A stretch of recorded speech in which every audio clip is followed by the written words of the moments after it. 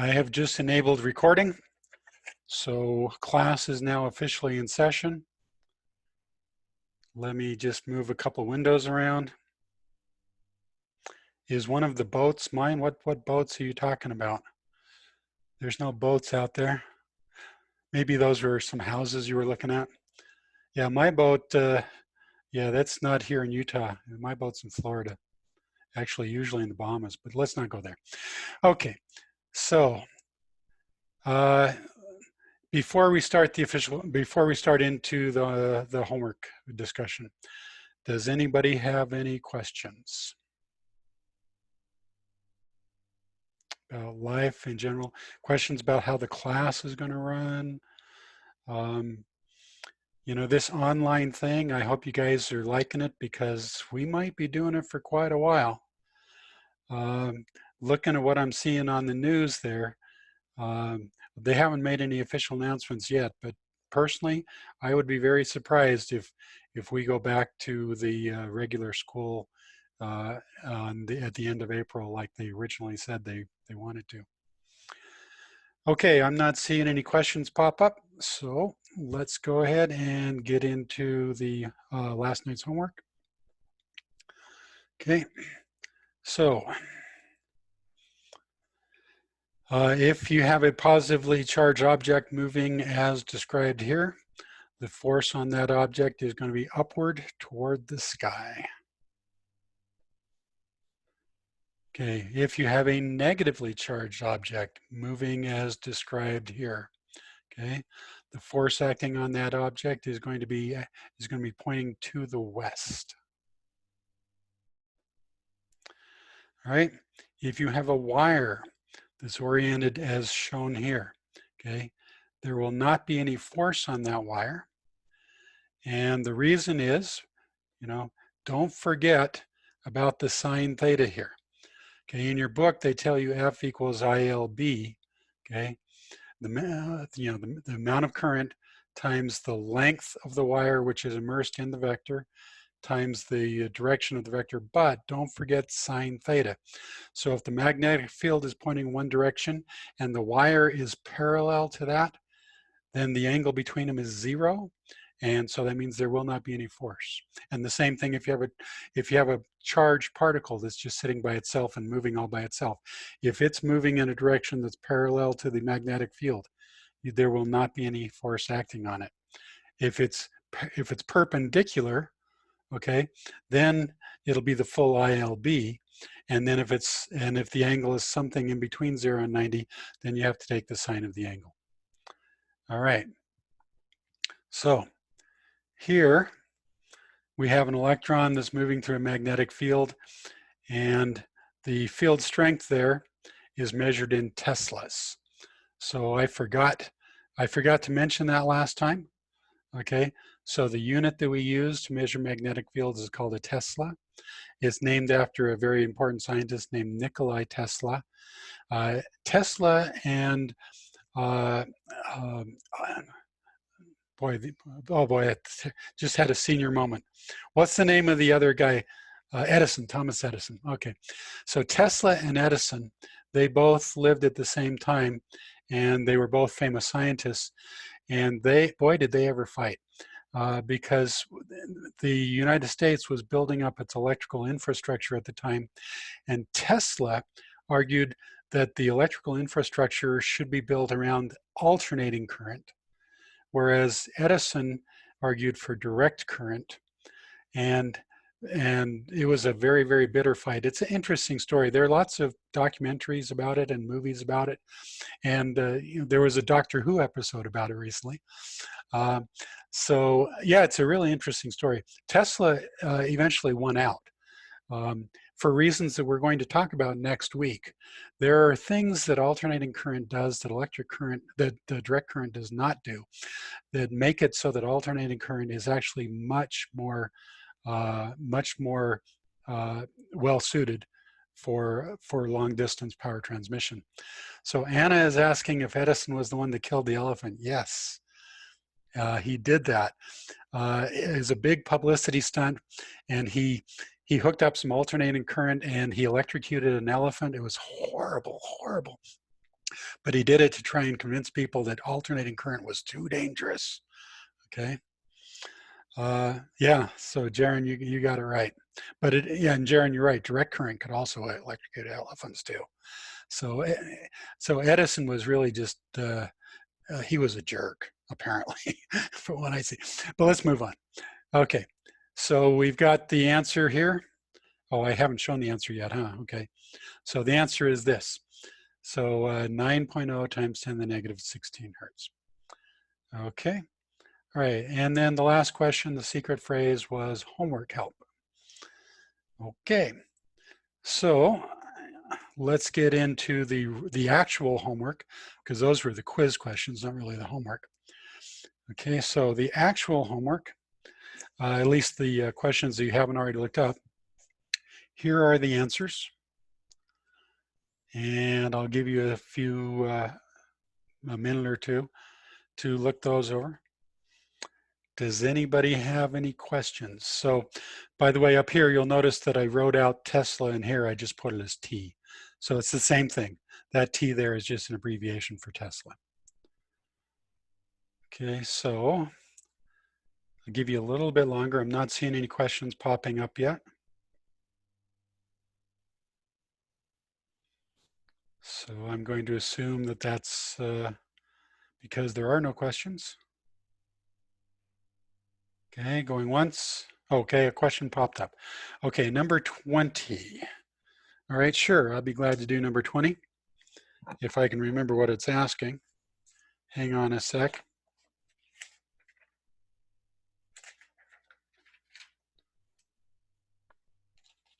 Okay. Oh, and you're saying that's the answer for 19? Oh no, is that a weak point? Yep. Okay, weak point, you are right. The answer that I put up here for number 20 is actually the answer for number 19. Okay, so the answer for number 20 is 7.8 amps. I hate it when I do that. Okay, there's one weak point for me. So hang on a sec while I come here and fix that. Okay, so the answer is actually 7.8 amps. Okay, all right. Okay, so Annie is asking why. And Annie, when you ask that, are you saying, why do you get it? Do you still want me to do it? So Joey, you were the one that originally asked. So now that I've corrected my mistake there, does that do it for you, or do you still want me to do number 20? Okay, all right. Sorry about the mistake there. It's the first time I've ever made a mistake in my entire life, right? Okay, any other questions? Yes, yes, definitely. Okay. Annie, when you ask why, I'm not sure what you mean, but now fixing my error, does that answer your question there, Annie?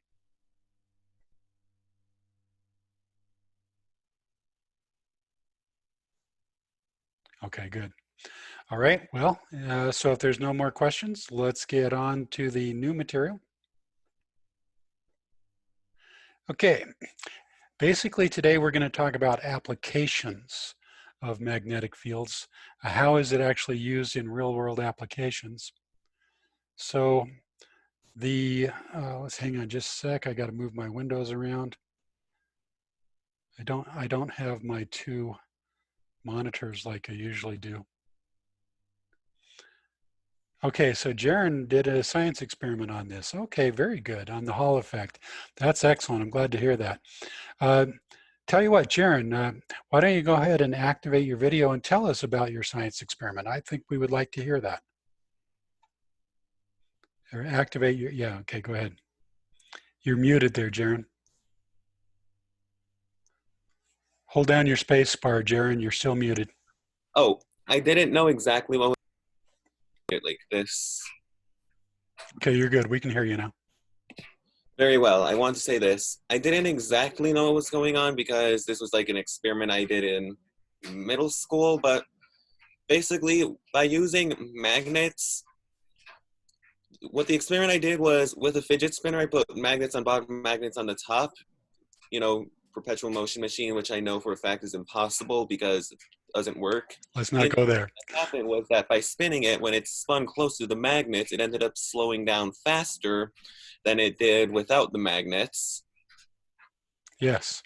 And that's what it uses with bikes. When you hold on to the brakes, it does that magnet thing, so that magnets end up being close to another magnet, causing it to slow down and eventually stop.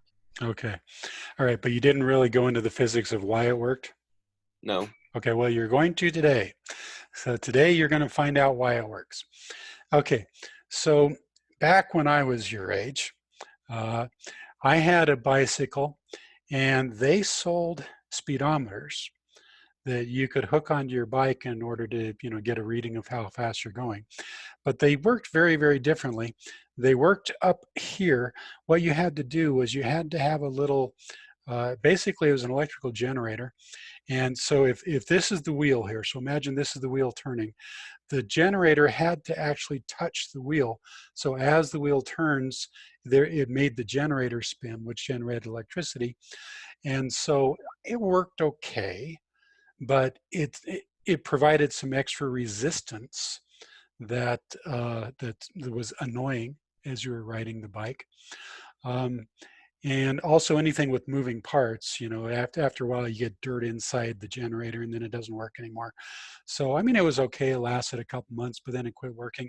And also I didn't use it very often because it was so annoying, because when you're riding your bike around, you don't want any more resistance than absolutely necessary. So then later I bought a second one, which is closer to what you have today. And what you see right now is you put a magnet on your spoke, and then right here you have a thing called a Hall effect sensor, which we'll talk about in just a minute. But for me, they didn't have that at the time.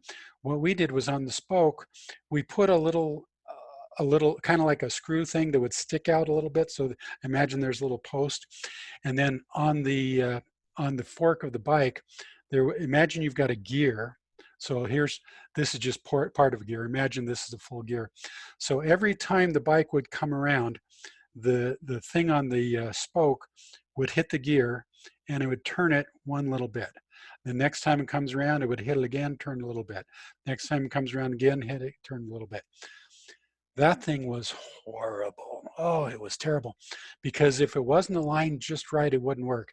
So if you got it just a little bit off, it would miss the gear. So the wheel comes around and it doesn't hit the gear right. Even though you may have initially put it right, after you've ridden your bike a couple miles, things move a little bit, so then it doesn't work anymore. And then other times it would be worse. Sometimes it would move too far this way. So when it comes, instead of hitting the tooth on the gear, it would hit the main body and then it would break. It was a nightmare. It's absolutely horrible. Okay, so the ones that you have today are far, far better, because what happens is this magnet that's on your spoke, when it passes by the sensor, it never physically touches the sensor. It just needs to come close. But at no point does the magnet actually physically contact the sensor. Okay, so there's no hitting of anything going on, and there's not really any moving parts. Okay, so the way it works is due to something called the Hall effect. Okay, and this is how the Hall effect works. Okay, so imagine that you've got a piece of metal. So this is just a rectangular piece of metal, and it is not positively charged or negatively charged. It's neutrally charged. Now, some people say that it has no charge on it, and I can understand why they say that, but that's the wrong way to word it, because there actually are charges inside there. If you look here, you'll see that there are plus and minus charges inside the metal. It's just that there's an equal number of plus charges as there are minus charges. So the total charge is neutral. So I don't like saying that it's not charged, although I can understand why people say that. I prefer to say it's neutrally charged. Okay, so here is this piece of metal that has these positive and negative charges in it. And what we're going to do now is we're going to push that through a region of space where a magnetic field is present. So you can see here's the magnetic field. Okay, so let's imagine now that what we're doing is we're pushing it, so it's now moving at some speed v through the magnetic field. So if you use the right-hand rule, which you guys are now hopefully all experts on, okay? So think about it. Get out your right hand and point your thumb in the direction that the b vector is going, or the v, the velocity vector. So your thumb is pointing the direction that the velocity vector is going. And then put your fingers out straight. And then your fingers need to be aligned with the direction that the magnetic field is. So in this case, the magnetic field is going up. So if I point my finger up, okay? So you can you see then that the palm of your hand, okay, if you imagine that there's an arrow coming out of the palm of your hand here, okay, so that arrow is going to be coming straight out towards you. So what that means is any positive charges that are in this in this metal plate here, any positive charges that are there are going to feel a force that pushes them out toward you. And the exact opposite is going to be the case for any negative charges there. They are going to feel a force in the exact opposite direction. So they're going to feel a force that pushes them back in. Okay. And so as this piece of metal moves through a magnetic field, the positive and negative charges are going to end up getting separated. And so it's going to create a voltage. And so if you just have an electric sensor that is connected on there, if you have some sort of device that looks for a little blip in the voltage, then what you'll know is every time that that thing passes by, you'll see a little blip of voltage, and you can use that to figure out how fast your bike is going. And the neat thing is that at no point do they ever have to come in physical contact. All you need is for the magnet to be close to the sensor. Okay. Now I've drawn it as though the piece of metal is moving and the magnet is still. I hope you realize that it could be the other way around. And in fact, in the bicycle that we just showed here, it is in fact the other way around. Okay. In the bicycle that we've showed here, what's happening is it's the magnet that's moving, and the piece of metal, which is the sensor, the Hall effect sensor, that one is sitting still. So it doesn't matter which one is moving, as long as there's some relative motion between the two of them. Okay, then you'll get a little blip, and you will be able to see that you know the magnet has passed by, so you can calculate how fast the bike is going. Okay, so this Hall effect is actually very important.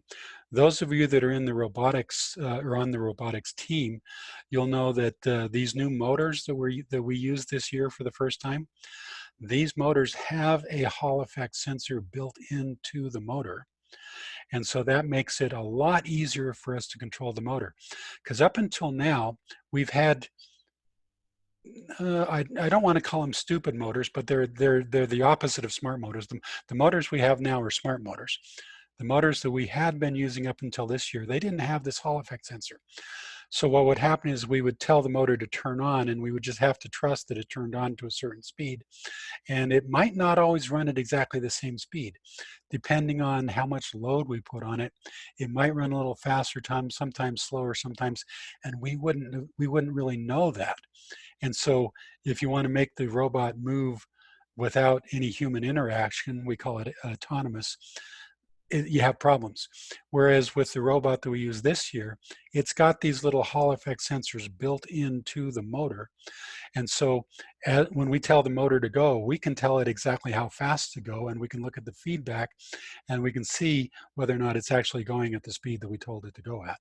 So it's really nice. Hall effect sensors, they're used everywhere. And so the physics behind them, I think, is pretty cool. And now you guys understand the physics behind them. Any questions about Hall effect sensors before I move on? I'm going to pause until I see a few responses, yays or nays. Do you have any questions? Yes or no? No? Okay, good. All right, well, we will go ahead and move on then. Okay. Now, when you guys log on to Canvas, you see the upcoming assignments here. And down at the bottom here, all year long, there's always been this little thing down here called extra credit opportunities. And whoops, let me back up a bit. Okay. All right. So many of you have clicked on that. and you've gone on there and you've seen that there are little videos on there where uh, it shows, the video shows something and then it asks a question about it. And if you answer the question, I'll give you extra credit. Okay, so many of you have looked at the videos and have submitted extra credit. Others of you have created your own videos, which you've then submitted to me, and that's really cool. I really like that. I give double extra credit if you do that. Let's take a minute and let's look at a couple of these videos, which had you looked at these videos and answered these questions prior to today, you could have got extra credit for doing them. But now it's too late, because once we talk about them in class, you can't get extra credit for them anymore. Okay, so here is the video that basically explains how everything works. And now I'm not sure if the audio is going to come through on this. Give me a sec to see here. Okay, so I'm going to share computer sound. Okay, so when I play this video, I'm hoping that you guys will hear the audio properly. And I'd appreciate it if one of you could give me a yay or nay as to whether or not you're hearing the audio. Okay, so I'm going to start the video. Wait a minute, got to move a window first. Okay, I'm going to start the video now. Can you guys hear the background noise? Okay, yay on the audio. Okay, good. All right, so let's watch this. Oh, it's very loud. Hello, class. If you've been browsing my website, you've no doubt seen the Physics of Sailing web page, where you can get extra credit by answering the question. Whoops. Sorry about that. I've got tell you what I'm going to do. Let me skip to the interesting. I'm going to skip up here to the good part. Or not. Okay, how about right there? Okay, asking questions where you can get extra credit if you answer them right. But this one's not going to involve sailing. Oh, I didn't do that. Okay, so this experiment may not be working well. I think my internet can't quite handle it. Let's give it one more try. Oh, this will be really a shame if it can't handle this.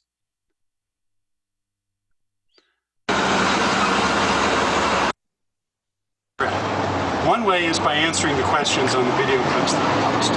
But another way that you can earn extra credit is if you will create little videos of your own, very much like this one, where you ask questions and then you submit these little videos to me, and if I like them, I will post them here on this web page here so that other students can get extra credit by answering your videos.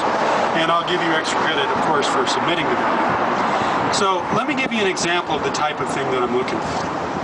As you've probably noticed, I'm standing at a gas station. I'm about to purchase my gas, and I'm going to pay for it with credit card. And if you come over here, you'll notice that the instructions on the thing are very explicit. They say, make sure that you remove the card quickly. So I'm going to put the card in there. Okay? But instead of removing it quickly, I'm going to be a bad boy. I'm going to remove it slowly. So here it goes. It's coming out nice and slowly. Okay? So now you would think that by removing it slowly, that would be better because it gives it more time to read, right? But nope, I'm getting an error message. Look over here. It's giving me an error message. It's telling me that I need to remove the card quickly. I didn't remove it quickly enough, so it wasn't able to read the card. So, why is that? Why is it important that you remove the card quickly? Okay, so if you can answer that question, then I will give you extra credit. Okay, so I'm going to stop it right there. That's the important part. Okay, so you guys should now be able to answer the question of why does it have to be fast? Okay, so anybody want to maybe activate their microphone and tell us, based on what we have just learned in this last week, why is it that you have to remove the card quickly?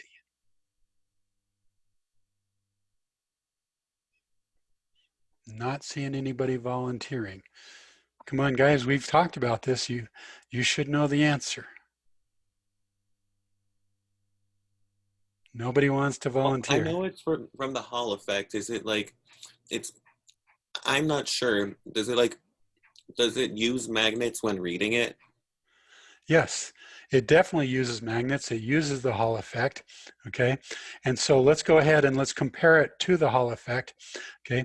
So remember how the Hall effect works, and also remember that the velocity down there is really important, because in order for the Hall effect to work, okay, these charged particles that are in the piece of metal, they have to have a force that pushes the plus charges one way and the negative charges the other way, okay? And the equation that governs that is this equation right here. It's Q times V times B. So this V that you see right here, that is the velocity of of them moving. Okay, so when I swipe when I swipe the card, if I swipe the card quickly, then the V is going to be large, and that means that the force acting on them is going to be large, and so that means that the Hall effect, I'm going to get a good, strong, uh, good signal from the Hall effect. Whereas if I just pull the thing out slowly, if V is a small number, then the force that's acting on the electric charges there that pulls them apart will be a small force. And so the Hall effect, the Hall voltage that I will get from it will be a very small voltage, so small that I won't be able to get a good reliable reading, okay? So that's the reason why when you swipe a credit card, you have to swipe it quickly. That actually the speed is very important. Okay, so had you answered that question prior to today, you could have gotten extra credit for it, but as of now, it's too late. Okay, there's another video on my website that you also could have gotten extra credit for had you answered it prior to today. Okay, let's take a minute and let's watch this one. And I apologize if it's laggy. I guess the internet at my house can't quite handle the bandwidth that's required to do this. Let's see if it'll work for us. Now this is a video that some students created. Your grandparents' house playing magnets. And you're walking in front of the TV and all of a sudden you're getting yelled at for no reason. And you look over at the TV and it's all contorted and ugly. Well, we will demonstrate this effect now. I am first going to demonstrate the effects here on the standard TV. Notice how I said standard, the old CRT TVs, the fat ones that nobody likes to use anymore. CRT standing for cathode ray tube. So, this is the magnet. Just a normal circular magnet with a north and south pole. Not sure if you guys can see that. Now when the magnet is placed up against the screen, you can see the magnetic field around the magnet distort the color on the TV. Right there. Right there. Halfway between north and south pole. That was my battery going. My battery's about to die. So this is, again, on a standard TV. However, when we head over to an HD TV, the ones of today, the ones that are thin, are not fat, ones that look sexy. Anyways. A sexy TV, yeah. Now, when the magnet is placed on an HD TV, there's no distortion whatsoever. Yeah, you don't see the color bands. These Absolutely none. No image distortion, no color distortion. It all stays the same. Okay, so that's a photograph, a screenshot that he took with the old Okay. TV. Yeah. So now to get some extra credit, write up a one-page report on why this happens. Make sure in the one-page report to explain why on a standard TV the image is distorted as opposed to on an HD TV where the image is not distorted and everything's perfectly fine. Okay, all right, so that's a video that my students made several years ago. That's actually, if any of you know those students, it's been a long time since those two graduated. Okay, so anybody want to toss out an answer? Now you don't get extra credit for answering it now, but anybody want to toss out an answer? Why is it that when you hold that magnet close to an old style TV, the CRT cathode ray tube, why does it mess up the colors? Whereas if you do it on a new TV, it does not. Anybody want to pipe up? Oh, come on, somebody knows. I didn't know that old TVs used magnets. Well, I didn't say that they used magnets, Well, although not necessarily used magnets, but what is it? There's like something moving in the TV to like create that light, right? yeah, and in fact, we talked about it just the other day. Okay, so tell you what, I'll go ahead and let me get a picture on the screen here. Okay, so this is what's happening in an old style TV, right? So what we have here is we have the electron gun. This is the part that sticks out the back. Okay, the cathode here, which is also called the electron gun. Okay, so we're creating electrons exactly like we talked about in class the other day. And we're shooting those electrons, and they go through a bunch of electronics here where we have a parallel plate capacitor. And so by charging the capacitor properly, we can steer it so that the electron gets curved upwards or it curves downwards. Okay, and then we have a second set of plates after that that are rotated 90 degrees. Okay, so as the electron comes through there, we can steer it to the right or we can steer it to the left. Okay, all right, so we can aim that electron so it hits the screen at any point that we want it to hit. And this screen has what's here, you see that says phosphorescent coating. All right, and they have little dots there where they have a little bit of green phosphor and red phosphor and blue phosphor. So depending on where the electron hits, you can make it so that the screen will glow either green or red or blue. All right, and so when the electron hits there, it gives off light, and there's your image. Okay, but if you hold a magnet up here close to the screen, what's going to happen? You've got an electron coming through here, and you've got a magnetic field in this area here, and so the electric field is going to make it so the magnet is going to get, or I'm sorry, the electron. So the electron is going to get pushed off from where it should hit. It's going to get pushed off to the side there because you're holding a magnet next to the field. Okay, and so it's not going to hit the pixel. It's not going to hit the phosphor that it was supposed to hit. It's going to hit one of the other phosphors over there instead, and so it's going to mess up the screen. Okay, so I hope you guys agree it makes sense that holding holding a magnet close to the screen on the old style TV would definitely distort the image. Okay, now with the new style TV, okay, this is an example of a new style TV. This is called a liquid crystal display. Right?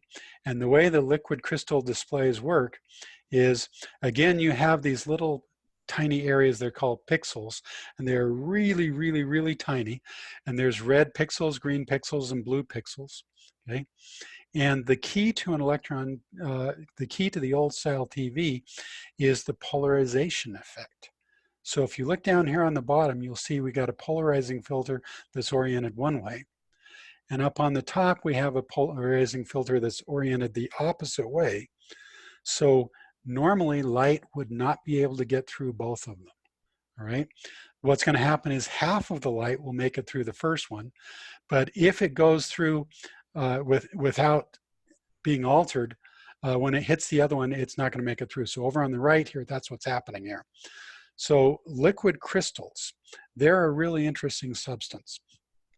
Imagine that you've got a long, skinny crystal, you know, kind of like this, okay, this long, skinny crystal, and they have properties, they're polarized. So if you were to apply an electric field to them, if you put them in between the plates of a parallel plate capacitor, you could make them so that they rotate. The reason they call them liquid crystals is, I mean, they are very much liquid. It's not like a solid crystal. These crystals can move. Now they have an orientation that they normally like to be in, but if you apply an electric field, you can make them so they all orient the same way. All right, so over on the right here, you'll see that we have applied an electric field so that the crystals are all oriented the same way. And so the light comes through and it's not affected by the crystals, it just passes right through. And when it hits the other polarizer up on top here, it won't be able to make it through because the top polarizer is rotated 90 degrees compared to the bottom polarizer. But over on the left side here, something really interesting happened. When we laid down this material, this liquid crystal material, we laid down one layer where all of the crystals were all oriented the same way. And then on top of that very, very, very thin layer, we put another layer where they're twisted a little bit. So here's the, let me get some windows moved out of the way here. Okay, so here is the first very thin layer like this. And then on top of that, we put another layer, but it's twisted ever so much, or just a little bit. And then the one that goes on top of that is twisted a little bit more. And the one that goes on top of that is twisted a little more. So you can see how they're twisted like this. So as the light comes through here, the only light that makes it through the lower polarizing filter is the light that happens to be polarized in the same direction as the filter. But then, as it works its way through this twisted layer of liquid crystal, the polarization angle of the light gets slowly rotated so that when it makes it up through to this upper polarizing filter, it's now turned the correct way, so now it can get through. Okay, and if we ever want it to not get through, all we have to do is just apply some voltage between the plates here. Okay, and those liquid crystals that are all there, they've got this funny pattern here. When we apply the voltage, they all immediately jump into being all aligned one way. So then they don't twist the light anymore. The light goes through without being twisted. And then as soon as we take that voltage off, then they relax and they go back to their original way. So we can make it so that the light sometimes gets through and sometimes doesn't get through. Okay, so that's the way a liquid crystal TV works. And so you don't have electrons going through and hitting the screen. Okay, so if you put a magnetic field on it, who cares? Because you don't have any electrons moving through it. So give me thumbs up or down. Does that make sense to you guys? Anybody have any questions about that? So I see Bridget asked, what about the pattern where the old TV is distorted? Yeah, well, that's because you've got an electron coming in. Here's the screen, and the electron is supposed to hit right here, but because you got a magnet over here, and the magnetic field, is coming through. So as the electron approaches the spot where it's supposed to hit, it moves through this area where there's a magnetic field, and it puts a force on it, so the electron doesn't hit where it's supposed to hit. So Bridget, I hope that answered your question there. The rest of you are saying okay. All right, good. Okay, so let's see what we have next. Okay, well, guess what, guys? Okay, I'm thinking that you've worked pretty hard this week and you deserve to have a weekend that is free of homework. Does anybody want to argue with me on that? Okay, yay, agree. Okay, I didn't think anybody would argue with me on that. Okay, all right, but don't forget to take the daily quiz, which will be posted later this afternoon. The quiz questions will be really easy.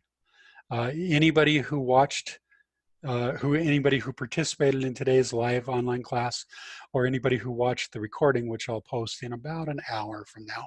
Okay, if you watched it and were awake, the quiz questions will be really, really easy. So it doesn't count as a homework. Okay, so everybody has the weekend off. Yay. So any questions before I turn off the recording and in the class? Secret word. Okay, yeah, we want to do a secret word. Okay, so anybody want to suggest a secret word? Peanut. Okay, I like that. All right. Okay, so Hiram suggested that the secret word is peanut. All right, so that might be a quiz question, wink, wink, nudge, nudge. All right. Okay, so other than that, I think we're done. Oh, okay, Yasna has a question. Is the new kind of TVs just because of polarization? Okay, well, actually, there are many types of new TVs. Back about 10 years ago, all of the flat screen TVs were all LCD. That stands for liquid crystal display, and that's what I just described. Okay, so 10 years ago, pretty much any flat screen TV that you ever got, it was always an LCD TV. But in the last couple of years, new technologies have been invented. There what they call LED TVs, and there's also plasma. Okay, some screens are plasma screen TVs. Okay, and there are even a couple others that are coming online. So the LED TVs and the plasma TVs, they work on a different principle altogether. So here's a question for you. Let's suppose that you've got a flat screen TV and you don't know whether it's an LCD TV or an LED TV or a plasma TV. Can anybody think of a simple test that you could do that would tell you instantly whether it's a liquid screen, whether it's an LCD, or whether it's one of those others?